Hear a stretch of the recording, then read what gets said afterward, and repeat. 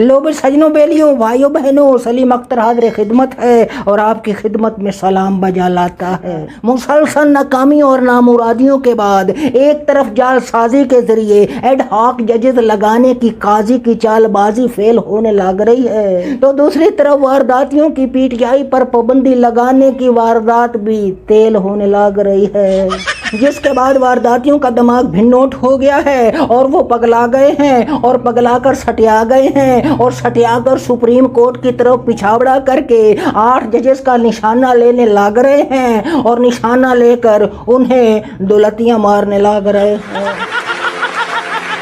उन्हें धमकाने लग रहे हैं, पीटीआई के एमएनएस को उठाने लग रहे हैं। आप सोच रहे होंगे कि हर नए बयानिए की पसपाई और बर्बादी के बावजूद, पाए दर पाए नाकामी और नामुरादी के बावजूद इन वारदातियों के पाए हमाकत में जरा सी लग्जिश या लर्जिश पैदा क्यों नहीं होने लग रही?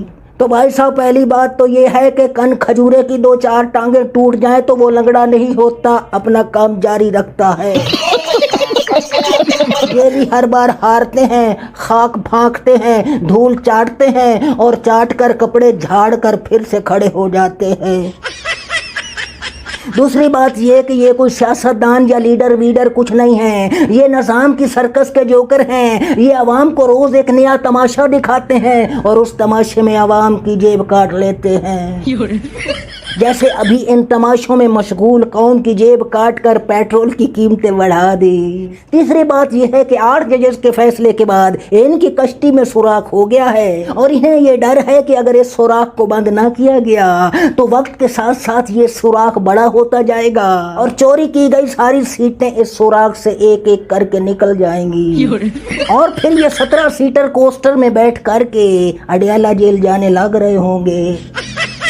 और चौथी बात यह है कि इन वारदातियों को धूप में घना साया देने वाला दरख्त उखड़ने लग रहा है, जिसे देखकर इनके पांव जलने लग रहे हैं और ये इन्हें फिक्र लाहक हो गई है कि काजी के बाद अब इनकी करप्शन के गंदे कपड़े कौन धोएगा।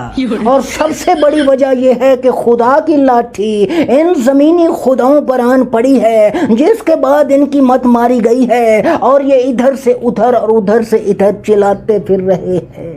सजनों बेलियों भाइयों बहनों, दूसरी खबर यह है कि इंजीनियर एक बार फिर लंगोटी उतार कर मैदान में उतर आया है, बल्कि घटियापन पे उतर आया है और सियासत पर अपनी दानिशवरी झाड़ते हुए बोला कि अगर इमरान खान जिंदा रहता है और जेल से बाहर आ जाता है तो मुल्क में इस्तेहकाम नाम की कोई चीज नहीं आने लगी। भाई साहब, ये दरअसल इस मुल्क को कौम की बदकिस्मती है कि हमें सिर्फ सियासतदान ही नौसरबाज नहीं मिले, बल्कि इन जैसे मौलवियों की अक्सरियत भी हमें ढोंगियों, बहरूपियों और शोबदाबाजों की मिली है। तो चाहे जुल्म जबर हो, किसी निहत्ते मासूम शख्स की नाहक जान ले ली जाए या औरतों के दुपट्टे नोचे जाए या किसी की बहन बेटी की इज्जत लुट जाए, ये बहरूपी अपना मुंह तक नहीं खोलते। मरे हुए फिरौनों और यजीदों की कहानियां सुनाकर आवाम को जज्बाती करके रुलाने वाले ये शोबदाबाज वक्त के जिंदा फिरौनों और यजीदों के सामने कलमाए हक बुलंद करने के बजाय उनके मुवक्किफ के साथ खड़े हो जाते हैं। इनके हाथ माइक लग गए हैं। इनमें से कुछ ऐसे भी हैं जिनका सारा इल्म, सारी दानिश